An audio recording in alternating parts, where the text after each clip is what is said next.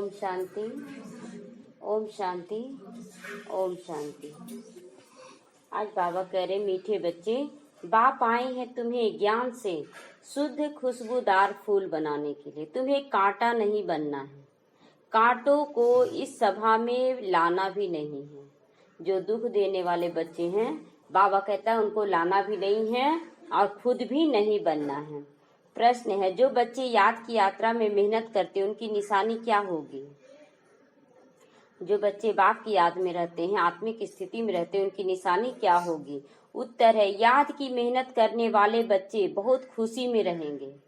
बुद्धि में रहेगा अभी हम वापस घर जाना है, क्यों लड़ाई झगड़ा में हम अपना हिसाब किताब बनाने जाएं। फिर हमें खुशबूदार फूलों के बगीचों में जाना है। तुम याद की यात्रा से खुशबूदार बनते हो, दूसरों को भी बनाना है। ओम शांति। बागवान भी बैठा है, माली भी बैठा है, फूल भी हैं। यह नई बात हो गई ना। बागवान कौन है? शिव बाबा। और माली ब्रह्मा बाबा। और फूल है हम सब बच्चे। कोई नया अगर सुने ये सब बातें तो क्या कहेगा? बागवान फूल आदि क्या क्या ये बात करते हैं? ऐसी बातें तो शास्त्रों में भी नहीं सुनी है। तुम बच्चे जानते हो, याद भी करते हैं बागवान खेवैया को। हम लोग याद करते हैं बागवान खेवैया को, ब्रह्मा बाबा को भी याद नहीं करते हैं। ब्रह्मा बाबा केवल साकारी तन है उनका, इसलिए उनको याद करते हैं। अब यहाँ आए हैं, यहाँ से पार ले जाने के लिए शिव बाबा आए हैं। बाप कहते याद की यात्रा पे रहना। अपने को आप ही देखो, हम कितना दूर जा रहे हैं। अपने आप को देखना है कि हम कितना दूर जा रहे हैं। अब इस दुनिया से एकदम दूर जा रहे हैं। कितना अपनी सतो प्रधान अवस्था तक पहुँचे हैं, लेकिन अपनी अवस्था को देखना है कि हम कितना सतो प्रधान बने हैं। जितना सतो प्रधान अवस्था होती जाएगी तो समझेंगे अभी हम लौट रहे हैं। जैसे जैसे हम नजदीक आते जाएंगे ना, तो अपना घर का नजारा कहीं भी जाते हैं देखा हुआ रहता है तो बोलते हैं ना, आ गया है, आ गया अब घर। तो उसी तरह यहाँ भी हम जैसे जैसे पवित्र बनते जाएंगे, बाबा की श्रीमत का पूरा पालन करते जाएंगे, तो अपने आप महसूसता होगा कि अब यहाँ से गए कि गए, कहाँ तक हम पहुँचे हैं। सारा मदार याद की यात्रा पर है। खुशी भी चढ़ी रहेगी। जो जितना आगे बढ़ेगा ना, उसके बाद उसकी स्थिति क्या होगी? ऊपर हो जाएगी। वो इस दुनिया को देखते हुए भी नहीं देखेगा। जो जितनी मेहनत करते हैं उतना उनमें खुशी आती जाएगी। जैसे इम्तिहान के दिन नजदीक आते हैं तो स्टूडेंट समझ जाते हैं ना कि हम कहाँ तक पास होंगे। जो जैसा मेहनत किया है उसके अनुसार क्या बोलेगा। एक लड़की थी, वो एग्जाम जब आता था ना तो बहुत निश्चिंत रहती थी और क्या बोलती थी, अगर कोई भी चेक करने के लिए सामने भी बैठ जाएगा ना तो हमको डर नहीं है। तो उस समय लगता था कि सही में बहुत अच्छा पढ़ने में होगी, तभी तो डर नहीं है। तो 1-2 साल मेहनत करने के बाद जब हम भी बैठे उस क्लास में, तो बोले कि अरे जब खुद आएगा आंसर तो चाहे धर्मराज ही क्यों ना बैठ जाए यहाँ भी। जब हम अच्छा कर्म कर रहे हैं, अगर धर्मराज भी सीट पे बैठ जाएगा तो हमें डर रहेगा कि क्या किए क्या नहीं। खुले दिल से हम सब चीज बताएंगे, हाँ बाबा ऐसे किए हैं, ऐसे किए हैं। तो इसीलिए बाबा कहता है कि अगर धर्मराज भी बैठ जाए तो ये नहीं सोचना है कि वो मेरा हिसाब किताब लेगा तो उस समय मेरा स्थिति क्या होगा। इतना पक्का स्थिति बना ले अपना अच्छा कि वो भी मेरा कुछ भी बिगाड़ ना सके। यहाँ भी ऐसे हैं, हर एक बच्चे अपने आप को जान रहे हैं कि हम कैसी तैयारी कर रहे हैं, कहाँ तक हम खुशबूदार फूल बने हैं, कितना खुशबूदार, और औरों को भी बनाते हैं, अपने आप को भी बना रहे हैं और औरों को भी कितना हम बना रहे हैं। बाबा कहता है कि बीज डाल रहे हैं सबको, लेकिन कितना शक्तिशाली बीज है उस पर ना फल डिपेंड करता है। कोई बीज होता है कि डालने के बाद मिट्टी में ही सड़ जाता है, कोई बीज होता है छोटा सा पौधा ही निकला उसके बाद आगे नहीं बढ़ता है, लेकिन हमारे द्वारा डाला हुआ बीज कितना बड़ा पेड़ बनता है ये देखना है। तो कांटों का भी तो जंगल है, गाया जाता है ना, ये कांटों का जंगल है, वह है फूलों का बगीचा। अब कहते हैं ना कि बाबा हमको वो दुख दे रहा है, वो दुख दे रहा है, तो बाबा तो बार बार बोलता है ये तो कांटों का ही जंगल है, कलयुग है, कलयुग में तो दुख मिलेगा ही मिलेगा। तो इसीलिए बाबा कहता है फूलों का बगीचा तुम तैयार करो। मुसलमान लोग भी कहते हैं गार्डन ऑफ अल्लाह, समझते हैं वहाँ एक बगीचा है, वहाँ जो जाता है उसको खुदा एक फूल देते हैं और मन चाहे वरदान देते हैं, कामना पूरी कर देते हैं। तो बाकी ऐसे तो कुछ होता नहीं। कोई फूल उठाकर देते हैं जैसे कि उसकी बुद्धि में वह साक्षात्कार होता है, जैसे कि यहाँ का ज्ञान मिला, उसके बाद बाबा उसको साक्षात्कार करवाया कि हाँ नई दुनिया बना रहे, वहाँ के लिए तैयारी करो। तो ये जैसे कि एक फूल दिया गया, वहाँ का निशानी दिया गया। यहाँ साक्षात्कार पर कुछ भी नहीं है। वहाँ पर जब भक्ति मार्ग में लोग क्या करते थे ना कि साक्षात्कार करने के लिए गला भी काट लेते थे मुसलमान लोग। और मुसलमान लोग जिस मतलब सोच कर करते थे कि हमको वहां जाएंगे खुदा हमको फूल देगा, तो अपना गला काटने पर कर देते थे। तो भगवान को तो आना पड़ता था बच्चे का हाथ के आगे और फूल दे देते थे, तो वही बोलता था कि हाँ फूल मिला। लेकिन बाबा कहता है यहाँ ज्ञान मार्ग में ऐसा कुछ भी नहीं करना है, हठ योग कुछ भी नहीं करना, मर रहे हैं। मीरा को भी साक्षात्कार हुआ, उनका कितना मान हो रहा है, वह भक्ति मार्ग है, लेकिन भक्ति को आधा कल्प चलना ही है, ज्ञान है ही नहीं। वेदों आदि का बहुत मान होता है, कहते हैं वेद तो हमारे प्राण हैं। अभी तुम जानते हो यह वेद शास्त्र आदि सब भक्ति मार्ग के लिए हैं। भक्ति का कितना बड़ा विस्तार हो चुका है, वह बड़ा झाड़ है। ज्ञान तो एक बीज है, बस बीज को समझना है। इतना बड़ा झाड़ हो चुका है भक्ति मार्ग का कि लोग कुछ वो मान रहे, कुछ लोग वो मान रहे हैं, पता ही नहीं चलता कि किसको माने कि हम सही रास्ते में चल सके। बाबा कहता है केवल तुम्हें अभी बीज को मानना है, यानी शिव बाबा बीज है, उनको मानना है। अभी ज्ञान से तुम कितने शुद्ध हो रहे हो, खुशबूदार बनते हो, यह तुम्हारा बगीचा है। यहाँ कांटों में को यहाँ कांटा किसी को भी नहीं कहेंगे। जो बाबा के बच्चे यहाँ बनते हैं ना, तो वो किसी को भी कांटा नहीं लगाते, दुख नहीं देते, अपनी तरफ से तो दुख नहीं देते हैं। भल पुराना संस्कार है, कभी कभी हो जाता है तो अलग बात है, लेकिन जानबूझकर किसी को दुख देना कोई नहीं चाहता है।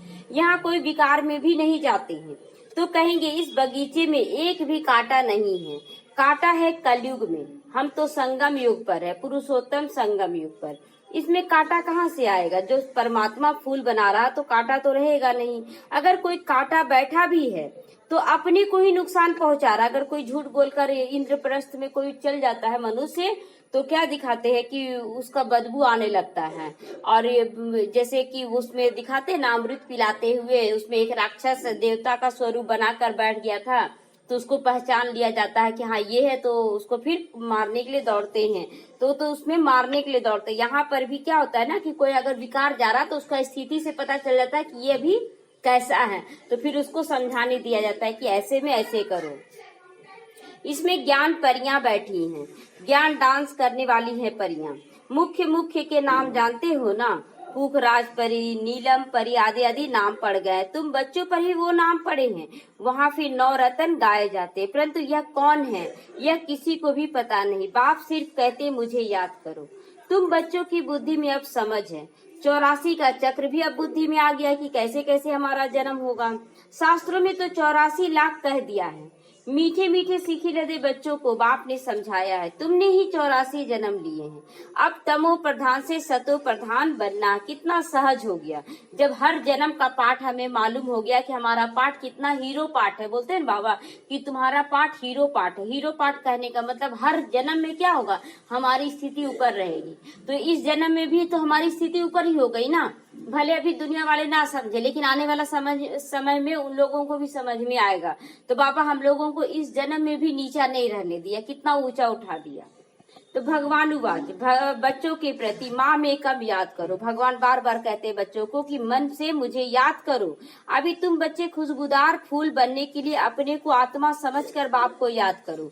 कांटा नहीं बनना है, कितना भी कोई कांटा लगाए, लेकिन हमें क्या है स्थिर बुद्धि। बोलते रहा बुद्ध को 100 गाली, जो बुद्ध द्वापर का था उसको 100 गाली दिया, उस पर थूका गया 2 बार, तो भी बुद्ध क्या किए कि उसके पास जो था वो दिया, मेरे पास जो है सो हम देंगे। तो ये स्थिति अभी हमारा भी होना चाहिए कि सामने वाले के पास है दुख शांति देने का, वो वही दे रहा है, लेकिन हमारे पास क्या है, शांति का सागर बाबा है जो शांति की किरणें भर रहा है। तो हमें केवल शांति ही देना है। इसलिए बाबा बार बार कहता है कि मुझे याद करो और कांटे मत बन जाना।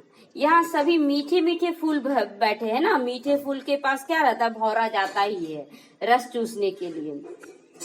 तो कांटे नहीं हो तुम, हाँ माया के तूफान तो बहुत आएंगे। हर मुरली में एक बार बाबा ये बात दोहरा देता है ताकि बच्चों के अंदर ये निश्चय हो जाए कि तूफान आएगा ही। बाबा जब बोल रहा है तो माया ऐसी कड़ी है ना जो झट फंसा देगी, फिर पछताएंगे हमने ये क्या कर दिया। क्या होता है ना, सामने वाला कुछ भी करता है ना तो थोड़ा सा मन में आ जाता है विचार कि इसको जा रहे ऐसे कर देंगे, बोल देंगे, इसको जा रहे ऐसे कह देंगे, तो फिर बाद में लगता है कि अरे सामने वाला कर रहा था, हम क्यों करने गए, बाद में लगता है। इसलिए पहले सोचे उसके बाद करें।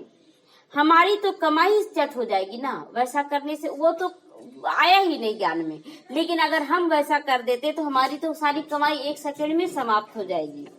तो यह बगीचा है, बगीचे में अच्छे अच्छे फूल भी हैं। इस बगीचे में कोई तो फर्स्ट क्लास फूल हो जाते हैं, जैसे मुगल गार्डन में अच्छे अच्छे फूल होते हैं ना, सब जाते हैं देखने के लिए। यहाँ तुम्हारे पास कोई देखने नहीं आएगा। बाबा कहता है कि बाहर वाले यहाँ देखने नहीं आएंगे, इन लोग क्या कर रहा है, उन लोग तो आने से भी डरेगा, यहाँ पता नहीं क्या होता है। तुम कांटों को क्या मुंह दिखाओगे, कांटों को क्या दिखाना, सफाई देने जाते हैं ना हम लोग कि हम गलत नहीं हैं, हम सही हैं, तो उसी पर बाबा कह रहा है कांटों को तुम क्या मुंह दिखाने जाते हो, उन लोग थोड़ी समझेगा कि तुम लोग क्या कर रहे हो। गायन भी है ना, मूत पलित कपड़ धोत, लिखा हुआ है ना ग्रंथ में। तो बाबा को जप साहेब सुखमनी आदि सब याद थी। जप साहेब एक ग्रंथ है, सुखमनी एक ग्रंथ है, जिसको बाबा है ना बचपन से ही बहुत पढ़ता था, ब्रह्मा बाबा।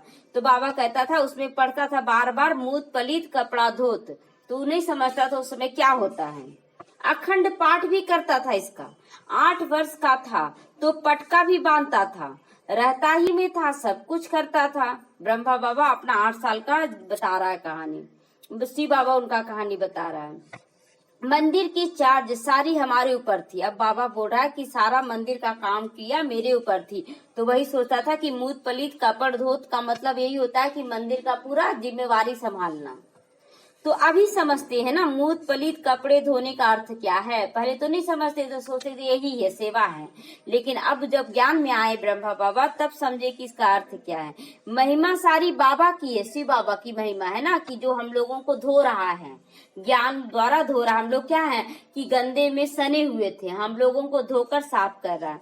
अभी तुम बच्चों को बाप बैठ समझाते, बच्चों को ही कहते भी है ना अच्छे अच्छे फूल लाओ। ब्रह्मा बाबा वहाँ शिव बाबा बैठता था दोनों, तो बोलता था जाओ सेवा के लिए अच्छे अच्छे फूल चुन कर लाओ, कांटों को यहाँ मत लाना।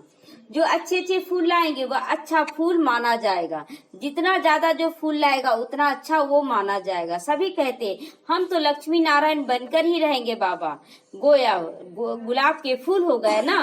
बाबा कहता है कि अगर लक्ष्मी नारायण बनने के लिए तुम कर्म कर रहे हो तो यानी तुम गुलाब के फूल हो गए हो। बाप कहते अच्छा तुम बच्चों के मुख में गुलाब, बाबा कहता है मुख में भी गुलाब हो, जो तुम बोल रहे हो वो सही हो जाए कि अच्छे अच्छे गुलाब को लेते आओ, तुम भी गुलाब यानी लक्ष्मी नारायण बन जाओ। अब पुरुषार्थ करके सदा गुलाब बनो। ढेर के ढेर बच्चे हैं, प्रजा तो बहुत बन रही है, वहाँ है राजा रानी और प्रजा। सतयुग में वजीर होता ही नहीं। वजीर किसको कहते हैं, जैसे हिंदू में बोलते हैं ना कि धर्म गुरु, तो मुसलमान में बोलते हैं वजीर, जो राय देता है कि कैसे पूजा पाठ या उसमें करना है। तो बाबा कहता है कि सतयुग में और त्रेता युग में वजीर ये धर्म गुरु ये सब नहीं होता। सब नॉलेज देवी देवताओं के अंदर है, तो क्यों रखने का दरकार है। जब हम लोग है ना धर्म से भूल जाते हैं, जो ज्ञान का प्रालब्ध खत्म हो जाता है, हम लोग विकार में जाते हैं, तब वजीर या धर्म गुरु रखना पड़ता है। इसीलिए लक्ष्मी नारायण के फोटो में दोनों लिखाया गया कि एक धर्म होगा, राजनीतिक धार्मिक सब एक के हाथ में सत्ता होगी। उसके बाद जब द्वापर में आ जाएंगे तो धार्मिक सत्ता अलग हो जाएगा, राजनीतिक सत्ता अलग हो जाएगा, यानी धर्म गुरु अलग बढ़ जाएगा और राजा महाराजा अलग रहेगा। क्योंकि राजा में ही पावर रहती है उस समय, वजीर आदि से राय लेने की दरकार नहीं रहती है। नहीं तो राय देने वाला बड़ा हो जाएगा ना, लक्ष्मी नारायण से फिर बड़ा हो जाएगा धर्म गुरु, तो इसीलिए वहाँ कोई राय देने वाला नहीं रहता है। वहाँ भगवान भगवती को राय देने की दरकार ही नहीं।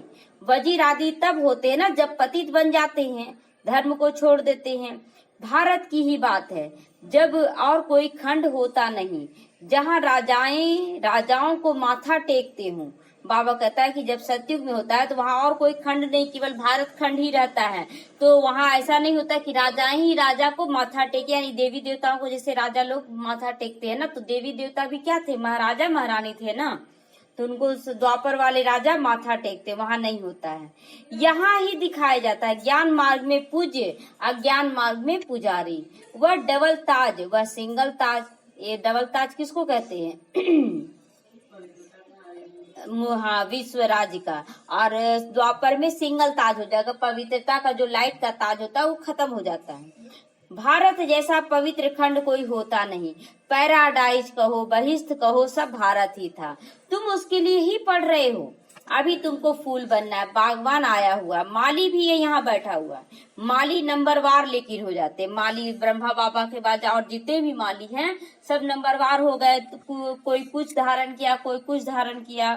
तो बच्चे भी समझते यह तो बगीचा है ना, इसमें कांटे नहीं है। लेकिन यहाँ तो कांटे भी होते हैं, गुलाब के साथ कांटे दिखाते हैं, लेकिन सत्य उत्तरता में कांटा नहीं रहेगा। कांटा माना दुख देना।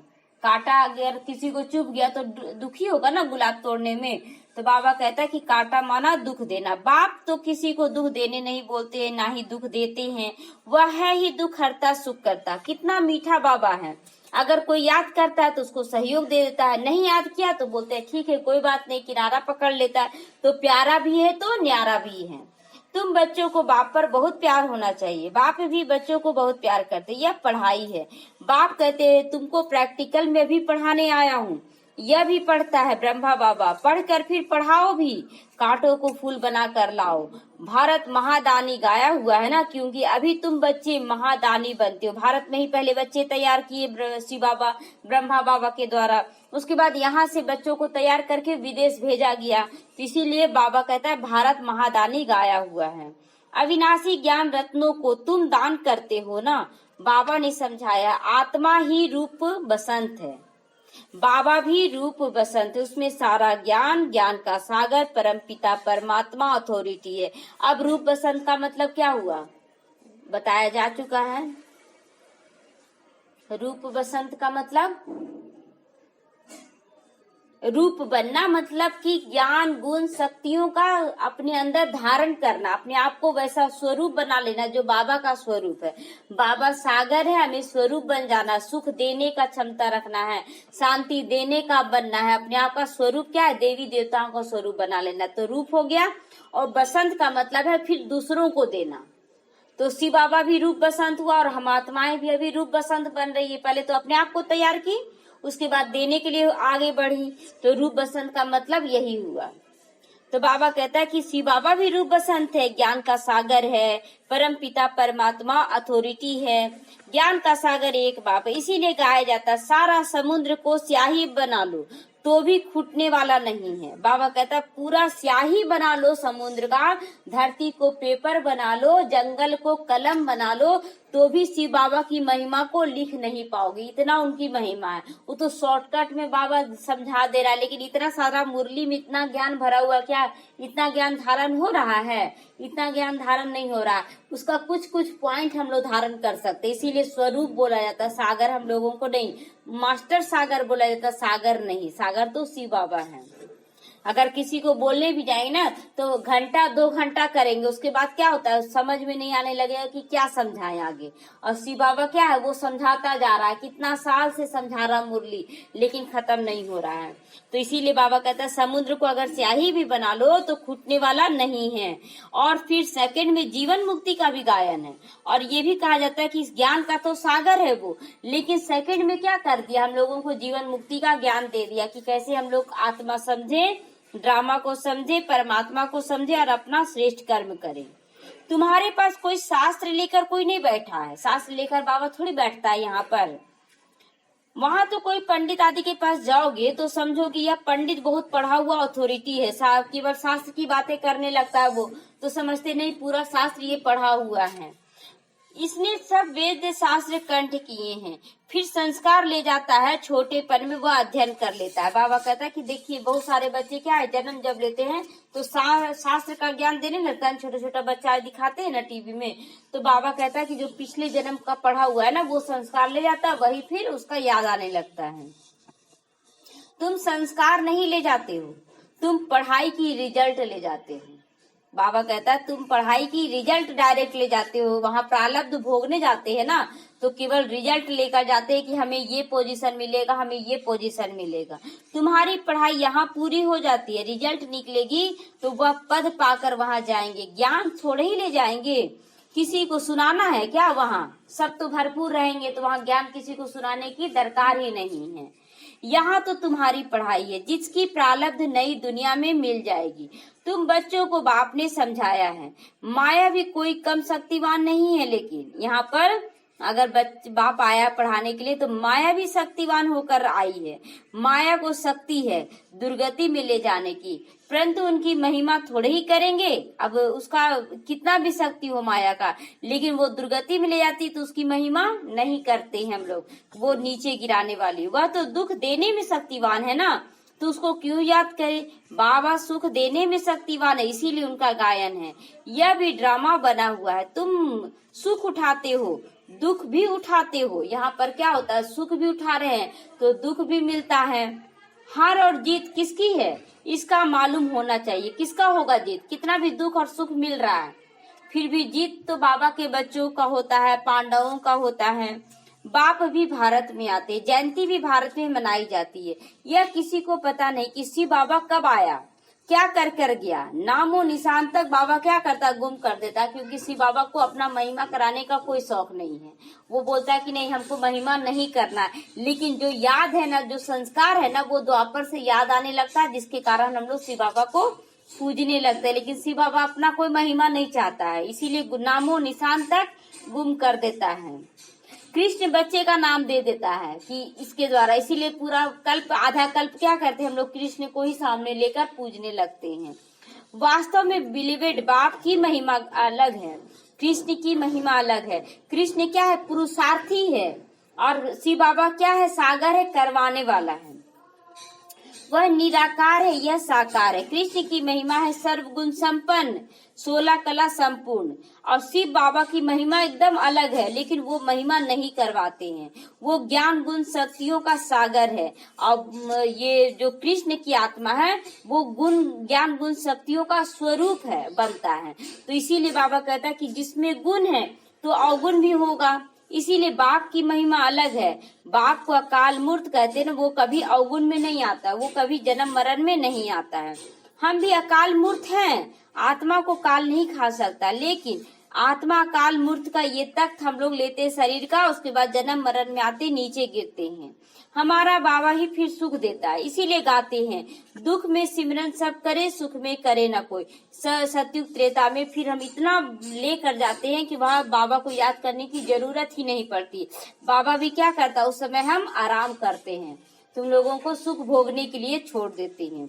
अभी रावण राज्य में कितना दुख है, बाप तो स्वर्ग का मालिक बनाते हैं, फिर आधा कल्प कोई पुकारते ही नहीं। जैसे लौकिक बाप बच्चों को श्रृंगार करके वर्षा देकर खुद वानप्रस्थ अवस्था ले लेते हैं ना, जैसे द्वापर में क्या होता है ना कि राजा लोग जब वानप्रस्थ में पहुंचता है लास्ट समय में, तो अपने बच्चों को राजा बनाकर उसके बाद बोलता है कि हम लोग जा रहे हैं जंगल में, वहाँ तुम मेरे लिए खाना भेजते रहना।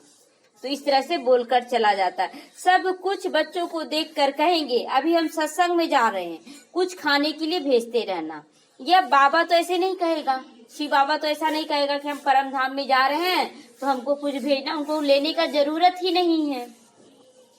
यह तो कहते मीठे मीठे बच्चों, हम तुमको विश्व का बादशाही देकर वानप्रस्थ में चले जाएंगे। हम थोड़े ही कहेंगे कि खाना भेजते रहना।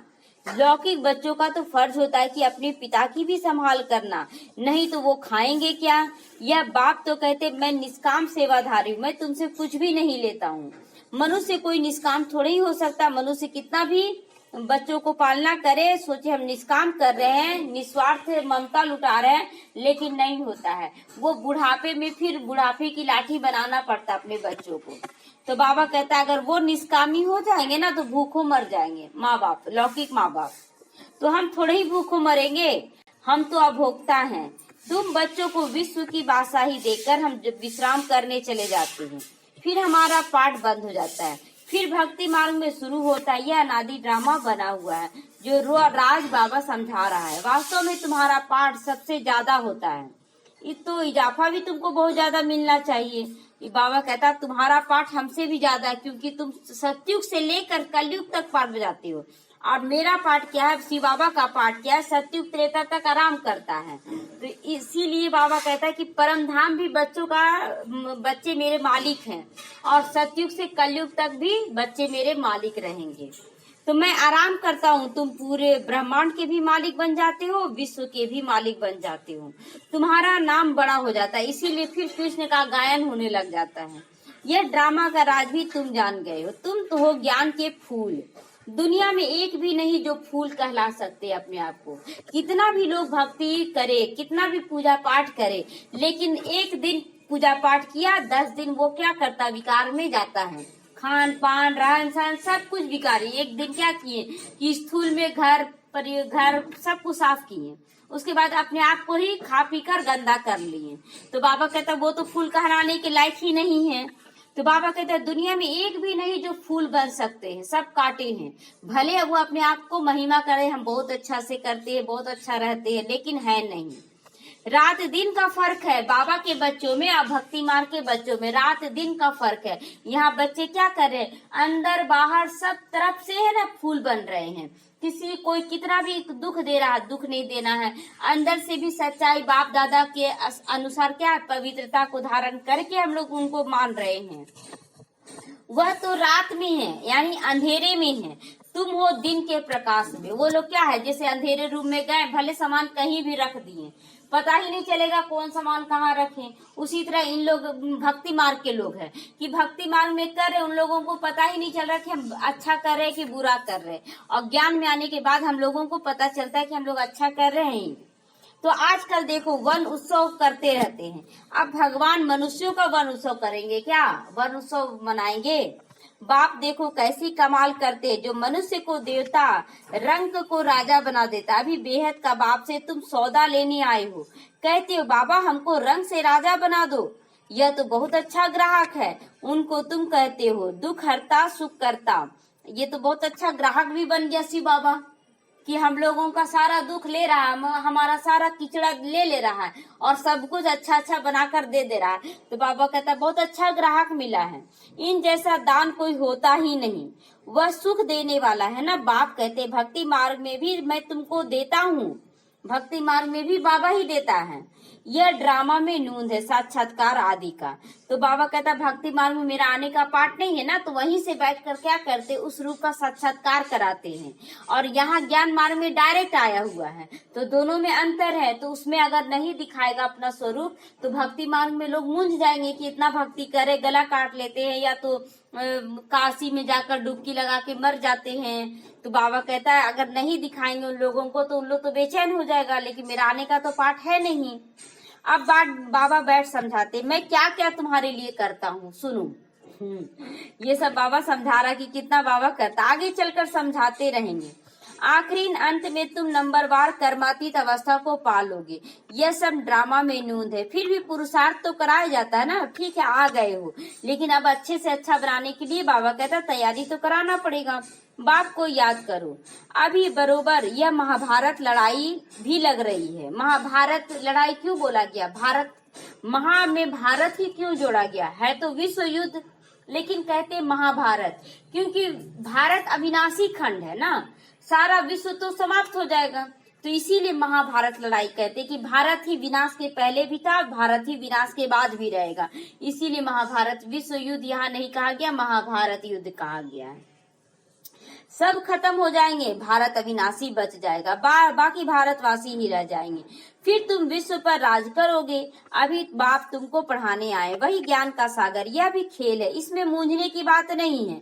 माया तूफान में बहुत लाएगी। अब लास्ट पार्ट चल रहा ना, तो बाबा कहता और ज्यादा लाएगी। जो 14 वर्ष का तपस्या था, उसके बाद बेगरी पाठ शुरू हो गया।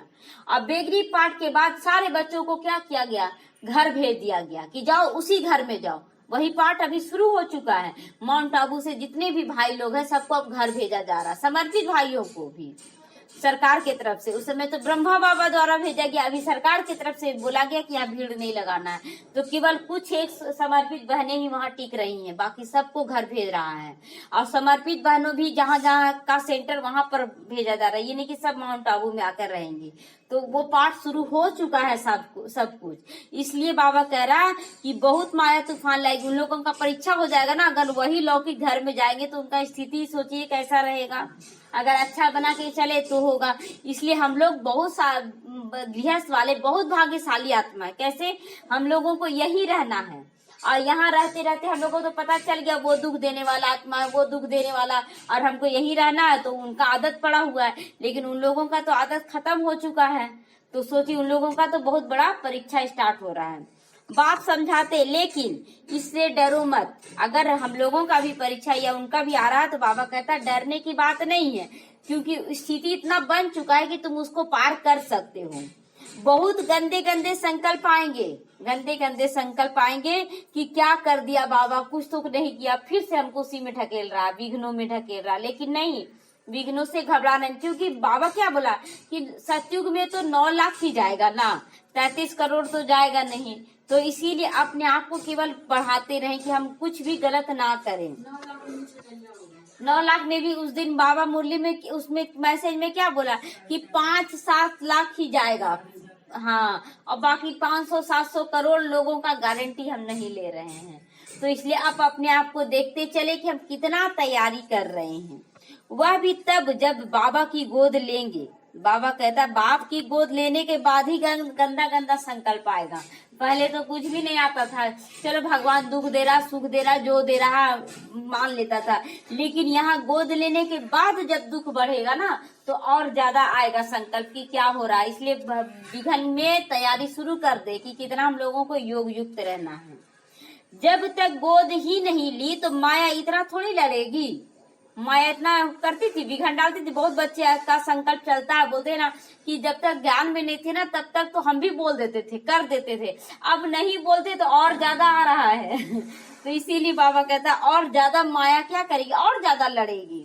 गोद लेने के बाद ही तूफान लगते हैं ना, क्योंकि बाबा चाबी देने जा रहा है ना। अब एक घड़ा को हम जब लेने जाते मात्र 70 रुपया 50 रुपया का आता होगा घड़ा, घड़ा लेने जाते हैं, इसमें कोई छेद तो नहीं है ताकि पानी बह ना जाए, तो ठोक बजा कर एक घड़ा लेते हैं। अब बाबा को सतयुग त्रेता के लिए हम बच्चों को मालिक बनाकर भेजना है। तो अगर हल्का सा भी छेद हुआ, यानी कि कोई आया गुस्सा कर दिए, तो वैसा बच्चा को ले जाएगा तो वहां तो गंद फैल जाएगा ना, तो इसलिए ठोक बजा कर ले जाएगा। इसीलिए बाप कहते हैं गोद भी संभाल कर लेनी चाहिए ना। गोद ले रहा ना बाबा तो संभाल कर लेगा। इसलिए हर एक अपने आप का तैयारी शुरू करते रहने दीजिए। कमजोर हैं तो फिर प्रजा में आ जाएंगे। ये देख ले कि हम लोग प्रजा में जाने वाले हैं, साहूकार में या राजा बनने वाले। अगर बाबा बोल रहा विघन आएगा तो बहुत बड़ा बड़ा विघन आएगा, और उसके लिए आप एकदम शांत। बाबा बोलता कितना भी वो दुख दे हम लोगों को शांति में सुख देना है, फिर प्रजा में आ जाएंगे। रजाई पद पाना तो बहुत अच्छा है, नहीं तो दास दासियां बनना पड़ेगा सबका। जीवन भर क्या होगा, दास दासी बनेंगे।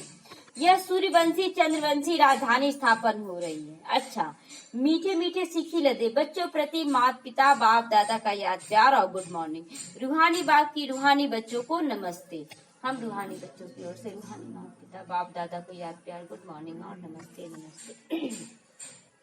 धारणा के मुख्य सार है, रूप बसंत बनकर अविनाशी ज्ञान रत्नों का दान करके महादानी बनना है। रूप बसंत का मतलब समझ में आ गया कि पहले खुद को तैयार करके और दूसरों को देते भी जाना। अब खुद को ये ना सोचे कि पहले खुद को तैयार कर ले तब तो देंगे, अब वो समय नहीं है। तैयारी भी करना है और परिस्थितियों में अपने आप को चेक भी करते जाना और देते जाना है। जो पढ़ाई पढ़ते हैं वही दूसरों को भी पढ़ानी है। किसी भी बात में अब मूंझना व डरना नहीं है, अपनी संभाल करनी, अपने आप से पूछना है मैं किस प्रकार का फूल हूँ, मेरे में कोई बदबू तो नहीं है। एक बार मम्मा को जब क्या अरेस्ट वारंट आने वाला था तो ब्रह्मा बाबा बोला ना मम्मा को कि तुम्हारा तो अरेस्ट वारंट आने वाला है, अरेस्ट करने के लिए आ रहा। तो बोली कि हमको क्यों अरेस्ट करेगा, किसी में इतना है नहीं ताकत कि हमको अरेस्ट करे। हम तो 18 साल की, हम क्या किए हैं, कुछ भी नहीं किए हैं, डरने का क्या बात है, जो होगा देखा जाएगा।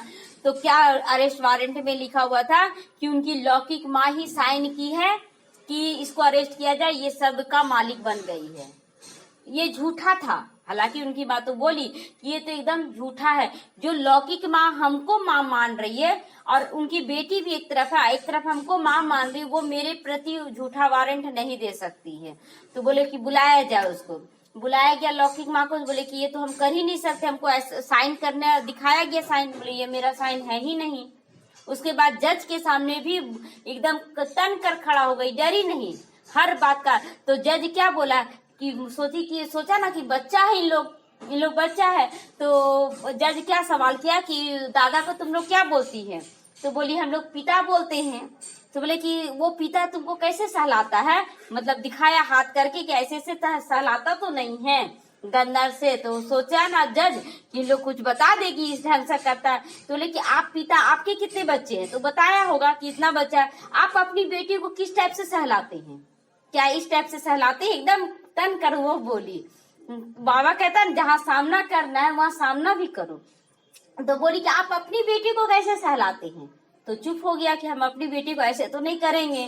तो बोले कि जब आप अपनी बेटी को नहीं कर सकते हैं तो ये पूरा दुनिया का पिता है, वो अपने बच्चों को इतना गंदा दृष्टि से कैसे करेगा? ये आप सोच भी कैसे सकते?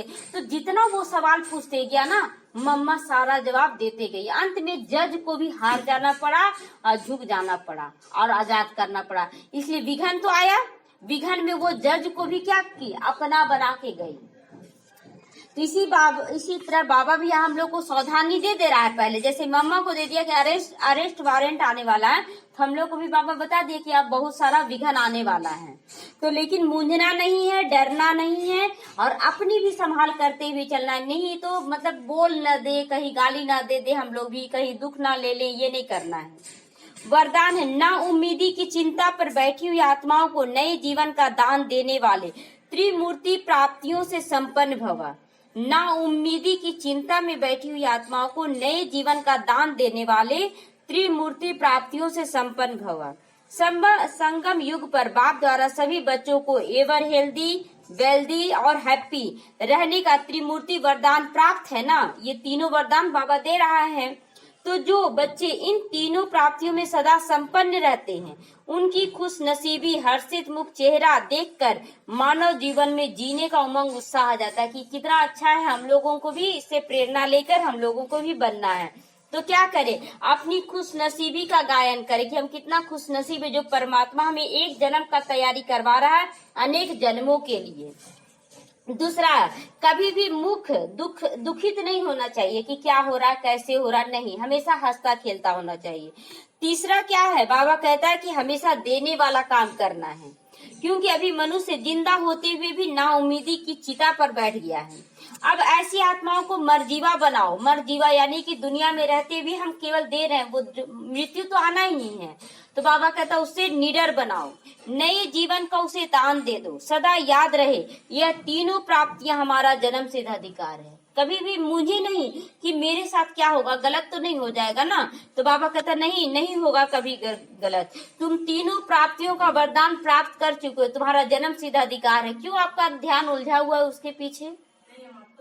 हाँ, उसके पीछे मत। तीनों ही धारणाओं के लिए डबल अंडरलाइन लगाओ। तीनों ही उसके लिए डबल अंडरलाइन लगाना है कि खुद को भी तैयार करे और सामने वाला कैसी भी आत्मा उससे भी हमारा तैयारी में कोई विघन ना पड़े। स्लोगन है, न्यारे और अधिकारी होकर कर्म में आना, यही तो बंधन मुक्त स्थिति है। एक तो न्यारा, सामने वाला कुछ भी कर रहा, हम लोगों के ऊपर फर्क नहीं पड़ना चाहिए। और दूसरा, अधिकार भी होना चाहिए बाबा पर कि वो जब बोल दिया है कि हम लोग पूरा हम लोगों का अधिकार है, विजय हमारा है, फिर हम लोग क्यों मूंझ जाते हैं? तो इसलिए डरना नहीं है, बंधन मुक्त की स्थिति बना लेना। ओम शांति।